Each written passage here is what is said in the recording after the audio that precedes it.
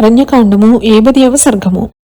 జటాయువు రావణుని దూషించుట అని కేకలు వేయుచున్న సీత వాక్కులను కురకుర నిద్రపోవచున్న జటాయువు విని లేచి ముద్దరాలైన సీతను రావణుని చూచి, రావణ, నేను సనాతన సద్ధర్మమంద ఆసక్తి గలవాడను, సత్యజ్ఞానము గలవాడను, క్రూరమైన బలము గలవాడను, జటాయువను రుద్రరాజును, తెలుసుకునుము. ఓ దేవతా విరోధి, రాముడు సర్వజగములకు హితకరమైన బుద్ధిగలవాడు, దశరథ కుమారుడు, ఇంద్రవరుణులతో సమానుడు, జగజ్జనులకెల్లరాజు. ఆ లోకపాలకుడగు ఆ రాముని ఇల్లాలిని, కీర్తినొందిన దానిని సీతను దొంగలించుట తగునటరా? ధర్మతత్పరుడై ఉండవలసిన భూపతికి పరుని భార్యను దొంగలించుట తగునటరా? దానిలోని రాజు భార్యను ముఖ్యముగా కాపాడవలెనని ఎరుగవా? పరభార్యను హరింపనించుట మిక్కిలి నీచము, ధీరులచే నిందింపదగినదని తెలియలేవటరా? ఓ క్రూరాత్ముడా, నీకిది తగుబుద్ధి కాదు. సీతను విడిచిపెట్టుము. తన భార్యను రక్షించుకొను రీతిగానే ప్రాజ్ఞులు పరుల భార్యలను కూడా రక్షింపదగునని తలంపుము. ధర్మనిరతులైన రాజులు శాస్త్రములు గ్రహించినట్టి ధర్మార్థ కామములకు ఆశపడరు. ఓ పులస్య పౌత్రుడా, స్పష్టముగా వినుము. ధర్మార్థ కామములను సత్కర్మలను చేయు రాజే గొప్ప నిధియగును సుమా. ధర్మమో పుణ్యమో పాపమో ఏదైనను ఎల్లప్పుడూ రాజు వలననే వృద్ధి చెందును. ఓరి పాపస్వభావుడా, చపల, సాధువులను బాధించువాడా, పాపాత్ముడు స్వర్గమును పొందినట్లుగా నీవే విధముగా ఇంతటి ఐశ్వర్యములను పొందగలిగితివి? పుట్టుకతో వచ్చిన బుద్ధి కట్టెలతో గాని పోదు గదా. దుర్మార్గునకెంత గట్టిగా బుద్ధులు చెప్పినను అవి మనస్సునకు పట్టినను అవి స్థిరముగా నిల్చునా?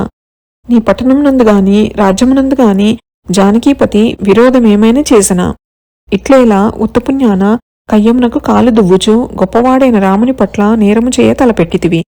వినుము, నీకు దీనిచే ఆపద సంభవించును. రాక్షసరాజా, గొప్ప మదముచే గర్వించిన వాడై జనస్థానమున నివసించుచున్న కరుడు శూర్పణకా నిమిత్తమై చచ్చెనుగాని రఘురాముని ఎదిరించి చేసిన కార్యమేది?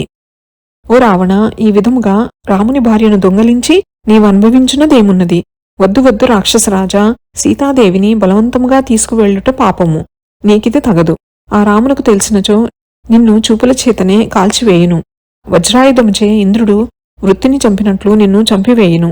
ఓ దురాత్మ, కోరలలో విషము గల గొప్ప సర్పమును కొంగునగట్టుకొనియు మెడకు యమపాసమును చక్కగా బిగించుకొనియు రాగల కీడు నెరుంగజాలకున్నావు.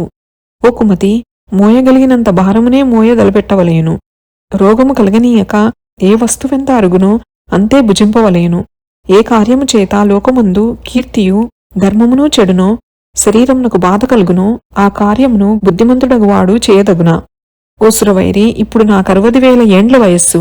ఏ ఆటంకము లేక ప్రయత్రుకమైన రాజ్యమును నేలితిని. నీవు ధార్యముగల యవనముచే నొప్పుచున్నవాడవు. విల్లు రథము బాణములు గల శూరుడవు. నేను ముసలివాడను. అయినను నీవు జానకిని హరించుకొని సౌఖ్యముగా వెళ్ళజాలవు.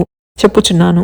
ఓ దానవా, నేను చూచుచుండగా నీవు జానకిని స్థిరమైన వేదార్థమును తర్కహేతువుల వలె హరింపజాలవు.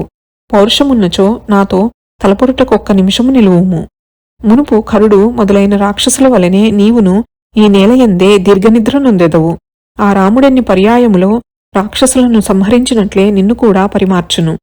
శూరులైన రాజపుత్రులు దూరంగా వెళ్ళుటను చూచి అబలయైన సీతను తీసుకుని భయము చెందిన వాడవై పారిపోయేదవా? నేనేమి చేయగలను వినరా?